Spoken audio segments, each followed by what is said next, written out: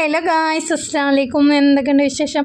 അപ്പോൾ ഇന്ന് വന്നിട്ടുള്ളത് ഇതിന് ഈ ഹെൽത്തി ആയിട്ടുള്ള ഒരു റെസിപ്പി വീഡിയോ ആയിട്ടാണ് കേട്ടോ. അപ്പോൾ ആദ്യം തന്നെ ഇതിന് ഞാൻ മുരിങ്ങാക്കോല് കുറച്ച് എടുത്തിട്ടുണ്ട്. അപ്പോൾ നമുക്ക് ഇതുപോലെ തൊലി ചെറുതായിട്ടൊന്ന് കളഞ്ഞിട്ട് ഇതുപോലെ അളവിലൊന്ന് കട്ട് ചെയ്തെടുക്കണം കേട്ടോ. അതാണ് നമ്മുടെ ആദ്യത്തെ പണി. അപ്പോൾ ക്ഷമയോടുകൂടി നമുക്ക് ഇതുപോലെ ഒന്ന് അരിഞ്ഞെടുത്താൽ നല്ല ടേസ്റ്റ് ആയിരിക്കും കേട്ടോ. ചെറുതായിട്ട് കട്ട് ചെയ്തെടുത്താൽ അപ്പോൾ അതുപോലെ ഒന്ന് നമുക്ക് കട്ട് ചെയ്തെടുക്കാം. അപ്പോൾ ഈ മുരിങ്ങാക്കോല് വന്നിട്ട് അമ്മായിയുടെ വീട്ടിൽ നിന്ന് കൊടുത്തയച്ചാണ് കേട്ടോ. അമ്മായി അപ്പോൾ കുറേ ഉണ്ടായപ്പോൾ കുറച്ച് കൊടുത്തയച്ചാണ് കേട്ടോ. അപ്പോൾ നമുക്ക് ഫ്രഷായിട്ട് നല്ല നാടൻ മുരിങ്ങാക്കോലാണ് കേട്ടോ കിട്ടിയിട്ടുള്ളത്. അപ്പോൾ ഞാൻ എല്ലാം ഒന്നും ഉണ്ടാക്കുന്നില്ല, കുറച്ച് ഉണ്ടാക്കുന്നുള്ളൂ കേട്ടോ. പകുതിയോളം തന്നെ ഉണ്ടാക്കുന്നുള്ളൂ. അപ്പോൾ മുരിങ്ങാക്കോല് കിട്ടിയാൽ ഇങ്ങനെ ഒരു കറി മോന് ഭയങ്കര ഇഷ്ടമാണ് കേട്ടോ. ഇതുപോലെ ഉണ്ടാക്കി കൊടുത്താൽ അധികം എരിവൊന്നും ഇല്ലാത്തതുകൊണ്ട് തന്നെ മക്കൾക്ക് കഴിക്കാനായിട്ട് നന്നായിട്ട് ഇഷ്ടപ്പെടും കേട്ടോ ഈ ഒരു കറി. അപ്പോൾ ഇതുപോലെ നിങ്ങളൊന്ന് ട്രൈ ചെയ്ത് നോക്കുക, അടിപൊളി ടേസ്റ്റാണ്. എന്നിട്ട് ഫീഡ്ബാക്ക് അറിയിക്കുക കേട്ടോ. അതുപോലെ തന്നെ ഈ മുരിങ്ങാക്കോല് കഴിക്കുന്നതുകൊണ്ട് ഒരുപാട് ബെനിഫിറ്റ്സ് ഉണ്ട് കേട്ടോ. ബ്ലഡ് ഷുഗർ കൺട്രോൾ ചെയ്യും, അതുപോലെ തന്നെ ഇമ്മ്യൂണിറ്റി പവർ കൂട്ടാനായിട്ട് സഹായിക്കും, അതുപോലെ തന്നെ ബോണിന് നന്നായിട്ട് സ്ട്രെങ്ത് കിട്ടാനായിട്ട് സഹായിക്കും, അതുപോലെ തന്നെ സ്കിന്നിന് നല്ലതാണ്, അതുപോലെ തന്നെ വെയിറ്റ് ലോസ് ചെയ്യുന്നതിന് നന്നായിട്ട് ഹെൽപ്പ് ചെയ്യും.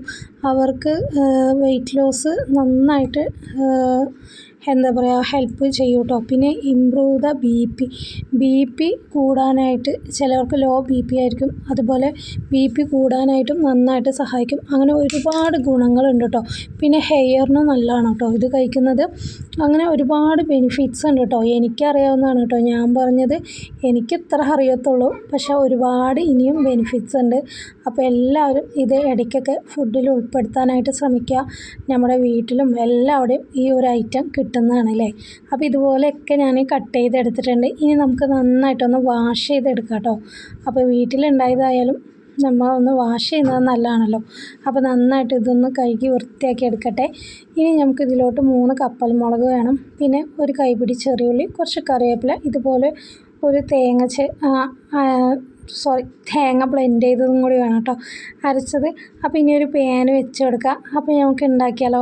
ആദ്യം തന്നെ വെളിച്ചെണ്ണ ഒഴിച്ച് കൊടുക്കുന്നുണ്ട്. ഇനി കുറച്ച് കടുക് പൊട്ടിച്ച് കൊടുക്കുക. ഇനി ഒരു കൈപ്പിടിയോളം ചെറിയുള്ളി ഇതുപോലെ അരിഞ്ഞത് ഇട്ട് കൊടുക്കാം, കറിവേപ്പില ഇട്ട് കൊടുക്കാം, കപ്പലമുളക് ഇട്ട് കൊടുക്കാം.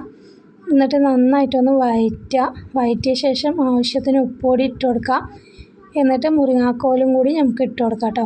ഇത് നന്നായിട്ടൊന്ന് മിക്സ് ചെയ്തിട്ട് മുരിങ്ങാക്കോൽ ഇട്ട് കൊടുക്കുക. എന്നിട്ട് മുരിങ്ങാക്കോലും കൂടി നമുക്ക് നന്നായിട്ടൊന്ന് വഴറ്റിയെടുക്കാം.